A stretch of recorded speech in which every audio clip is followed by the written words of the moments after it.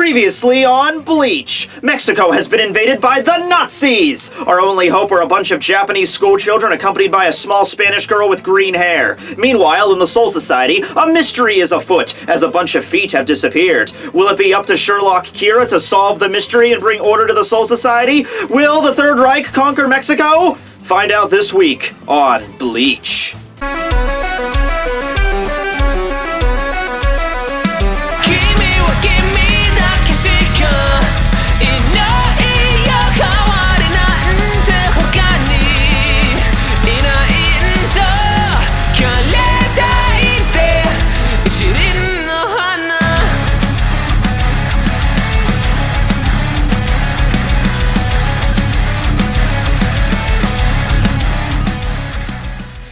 Hey everybody, Tekking here, and this will be Bleach chapter number 493 review titled Light of Happiness. Yes, Light of Happiness. You know what light isn't happiness? Doing this fucking green screen shit, because I gotta get the lighting exactly right. I bring this light over here and look at this. Yeah, I don't know what the fuck this looks like right now, but probably looks like 18 different varieties of shit. Okay, so chapter starts off, as we all remember, from Sternritter J. Oh, sorry, I don't think we know he's a Sternritter yet. Random Quincy letter J utilizing his magical pinwheel halo hat powers. And it begins to emit this strange light. He's facing off against Ion right now, but Ion's kind of this Frankenstein chimera creature that the Thrace Bestia, you know, Haribel's Fraxion created. And it just curb stomped a shit ton of Shinigami back in the Fakar Kurtan arc. You know, this thing took the Captain Commander to finally take it down. So I don't think something like this, a little light show spinning on the top of this weird clown's head, is going to be able to take him down. But needless to say, everyone's a little bit shocked by this. You will be the first to die, you unsightly monster. Or should I say, you will be the first to live. Ah, you Nazis always trying to justify right and wrong. You're killing the fucking Frankenstein chimera. Just deal with it. Anyway, Ion charges toward Quilge, completely oblivious to what's going on. He wasn't always the sharpest tack in the drawer. He's pretty much just a creature that exists solely to kill things.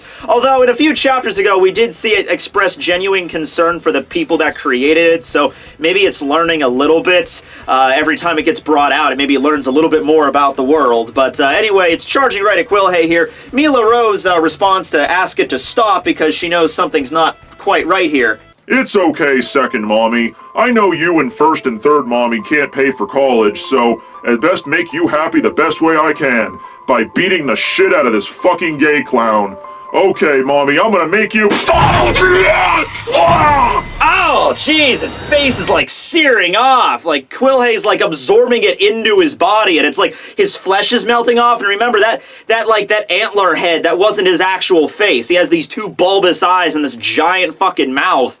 So what, is he now like a zombie Frankenstein chimera? I don't know. You know, I've been watching Fullmetal Alchemist Brotherhood recently, and if you thought this was the saddest chimera ever put to animation, let me tell you something. Oh god, why did I remember that scene? Oh god, no! The little girl and her dog and dad is fucked up and is like, "Hi Edward, how are you?" Fuck you, Shao Tucker! They're gonna make a circle in hell specifically just for you! Off! Okay, well, so Ion gets assimilated into Quilge, and his body begins to change shape as he's doing this. He states that this ability is called Sklaverei, just German for slavery, I guess. This is a basic Quincy ability that increases spirit particle gathering to the extreme. I didn't want to use it, but utilizing this technique, you can break down any spiritual body and merge it with yourself. Holy shit, this technique is really intimidating, guys. I mean, I didn't know what's going to happen with the Quincy's being reintroduced in this arc, but knowing that they have a technique at their disposal like this, do you understand what's going on here? Hollows and Shinigami, they're all beings made of pure Ryatsu. If they ever got into a fight with the Soul Society, they would be able to use this Sklaverei ability to not only kill Shinigami, but assimilate their powers and Zanpakuto into themselves. The potential with this power is absolutely endless. I can't wait to see what's going to happen next with this.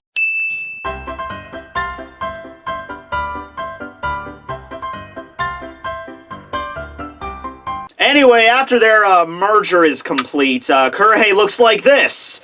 You know, I would make a joke about how fucking ridiculous he looks with all the extra tacked on shit, kind of like how Kyurem looked in Black and White 2. It's just like, it's ridiculous. You don't need this much shit on a fucking Kyurem. Anyway, I actually think it looks a little bit more intimidating than his previous fucking Dumbo Frumbo the Clown look he had going on. I don't know what the hell that was trying to go for, but yeah, he looks a little bit more, at least it looks like a threat right now. Right, well, I have to give the Thrace Bestia their credit, even though they haven't really displayed that many acts of intelligence. They figured out upon seeing their ultimate creation getting sucked into this guy's pinwheel hat, and then having him, like, bulk up to, like, insane degrees, probably not going to be a match for this guy, considering he beat the shit out of them, you know, without the extra add-ons. So, Mila Rose, Sung Sun, and Apache, Apache's kind of knocked out at this point, but they all grab each other and they run toward Chad and Orihime, and then Sung Sun uses an ability called Muda, which allows her to shed her skin because, you know, her whole thing is a snake. That's her resurrection.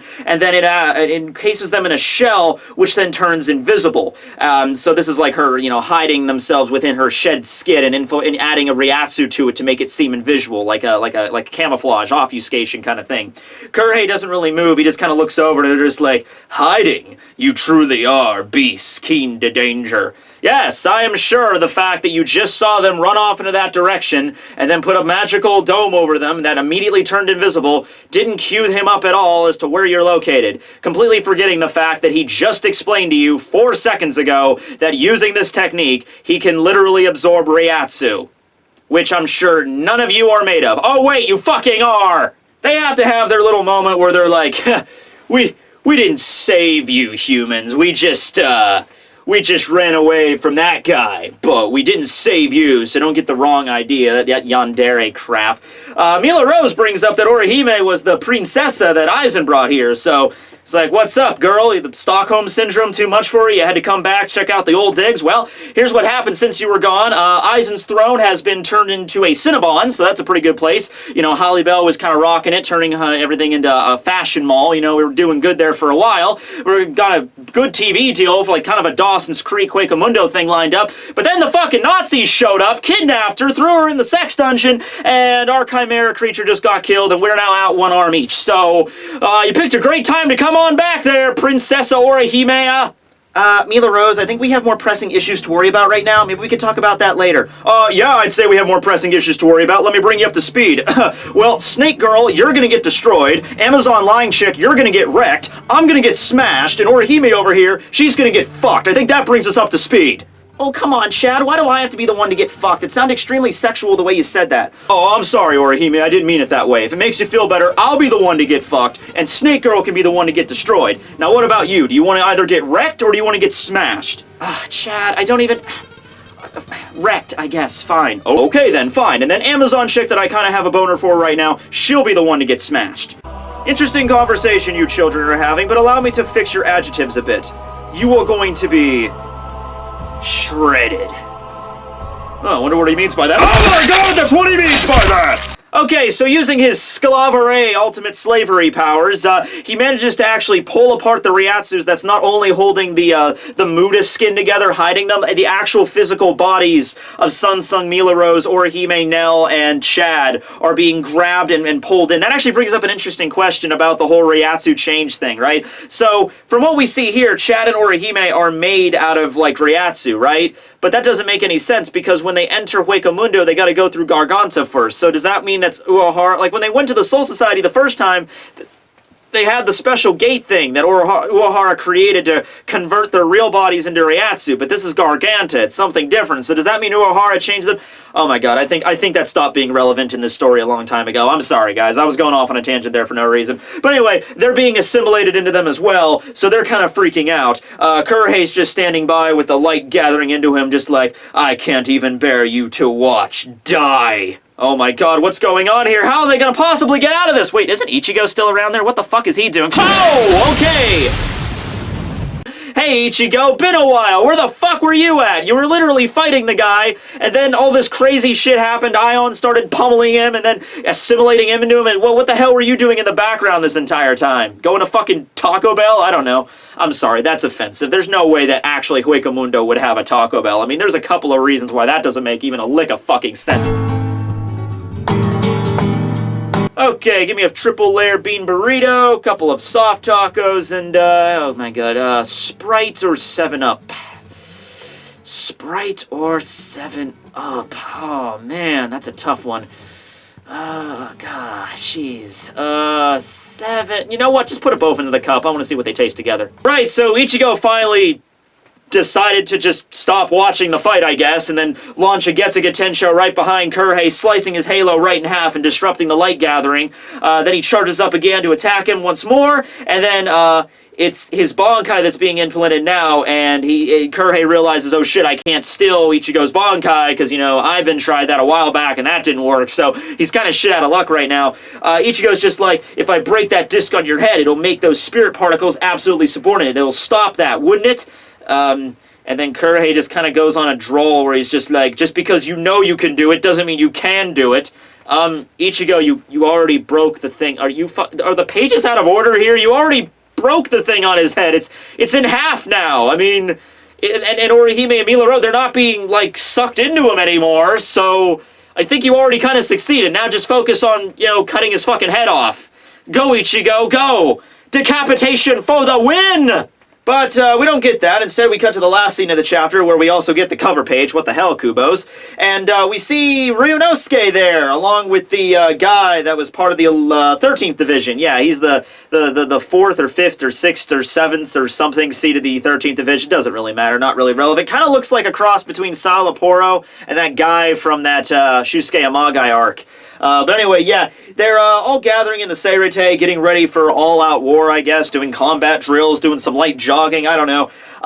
But the thing that they're talking about is the last line of defense that the Skalveri has, on top of just, you know, the Shinigami and everything like that. There's also the Shakamon barrier, you know, so you got that giant wall that protects the Skalveri, and it's made out of Seki stones. So, therefore, it creates like a perfect, like, barrier force field around the entire Soul Society, and no enemy would be able to penetrate that, despite the fact that the enemy has already managed to penetrate that from the time they met with Yamamoto in his office. But anyway, he approaches Ryunosuke and he's like, no, we need to worry about it. All the way we see, ho, that makes sense. There's no way that we could invade behind the barrier. A strange cloaked figure that is the Quincy King that we've seen a few chapters ago. Still don't know this guy's name yet. Anyway, he's standing up there and everyone's like, oh no, it's okay, he's behind the barrier. But no, it's Ryunosuke. He's the, you know, he's the adept one. He's the one that figured out, wait a second, guys.